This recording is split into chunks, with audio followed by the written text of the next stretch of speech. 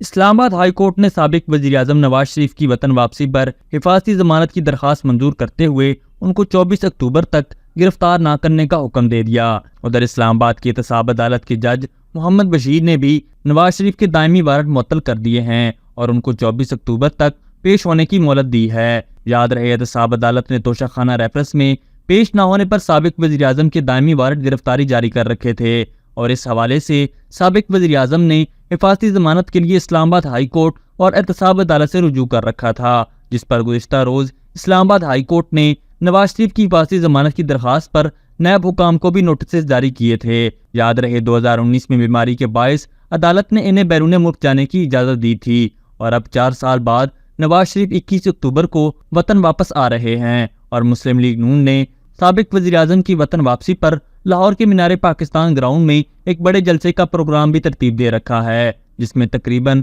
2 لاکھ افراد کے آنے کی توقع کی جا رہی ہے کہ وہ آ کر اپنے لیڈر نواز شریف کا استقبال کریں گے۔ ناظرین، سابق وزیر اعظم میاں نواز شریف کی پاکستان واپسی لگ بھگ 4 سال بعد ہونے والی ہے، تاہم ان 4 برسوں میں ملکی سیاست نے کئی کروٹیں لی ہیں۔ ان کی جماعت نون لیگ، جسے جی ٹی روڈ یا شمالی پنجاب میں دہائیوں تک سب سے مقبول جماعت سمجھا جاتا رہا، کی مقبولیت کو ملکی سیاست کے بدلتے حالات نے بہت ٹھیس پہنچائی۔ تحریک انصاف کی ضمنی انتخابات میں فتح نون لیگ کے ووٹ بینک میں کمی کی نشاندہی تھی اور ایسے میں یہ سوال اٹھ رہا تھا کہ کیا نواز شریف کی 21 اکتوبر کی واپسی پنجاب میں نون لیگ کو لگنے والی سیاسی ضرب کی تلافی کر پائے گی یا نہیں، مگر دوسری جانب سیاسی منظرنامے پر گہری نظر رکھنے والے ماہرین کا کہنا ہے کہ نواز شریف کو 21 اکتوبر کو پاکستان واپسی کے بعد روایتی سیاست، جس میں ہر وقت اپنے مخالفوں پر تنقید کرنے اور بدلے لینے کے بارے میں سوچنے کی سیاست سے ہٹ کر ملکی مفاد کے حوالے سے ایک پلان پیش کرنا چاہیے اور ان کی معیشت کی بحالی کے حوالے سے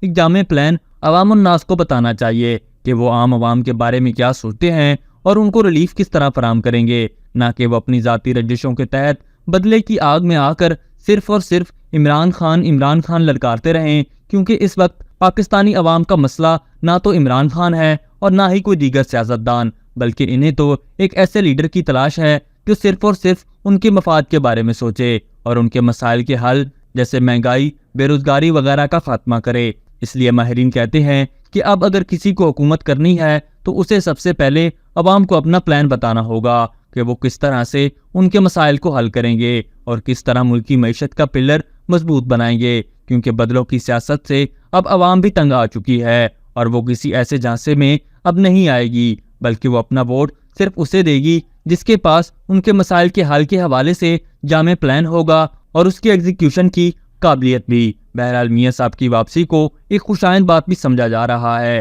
اور عوام اس بات کی توقع کر رہے ہیں کہ وہ اس بار ملکی معیشت کو آگے بڑھانے کے حوالے سے ایک جامع پلان لے کر آ رہے ہیں جس سے ان کے مسائل کا فوری حل ممکن ہو سکے گا۔ ابھی تک کے لیے صرف اتنا ہی۔ مزید دلچسپ اور تازہ ترین خبروں سے آگاہ رہنے کے لیے ہمارے چینل اسلام آباد انسائیڈر کو سبسکرائب کرنا مت بھولیے، اور اگر ہماری یہ ویڈیو آپ کو اچھی لگی ہے تو اسے لائک کر دیں اور اپنی قیمتی رائے کا اظہار نیچے دیے گئے کمنٹ سیکشن میں ضرور کریں۔